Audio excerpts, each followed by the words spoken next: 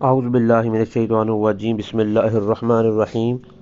السلام علیکم ورحمۃ اللہ وبرکاتہ۔ معزز خواتین و حضرات، آج دشمن کے گھر کو برباد کرنے کا ایک عمل بتایا جائے گا۔ پہلی بات تو یہ ہے کہ اس عمل کو کرنے سے پہلے آپ جس بندے کے بارے میں یہ عمل کرنا ہے، پہلے تو اس کی اصلاح کی ہر ممکن کوشش بھی کرنی ہے تاکہ آپ کو اس نوبت تک نہ آنا پڑے۔ لیکن بعض اوقات ہر ممکن تدبیر اور کوشش کے باوجود بھی آپ پریشانی کا شکار ہوں تو آپ نے کسی بھی دن دوپہر کو ایک مٹھی میں یعنی کہ ایک مٹھی خاک ہاتھ میں لے کر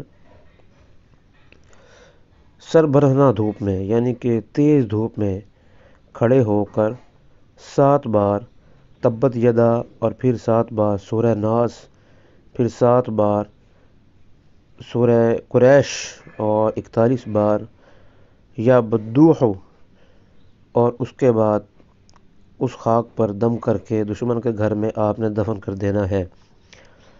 دشمن کے گھر میں اگر آپ کی رسائی نہ ہو تو دشمن کے گھر کی طرف پھینک دینی ہے۔ اگر اس میں یہ ہے کہ اگر دشمن اس پر سے گزرے گا تو انشاءاللہ ذلیل و خوار ہوگا۔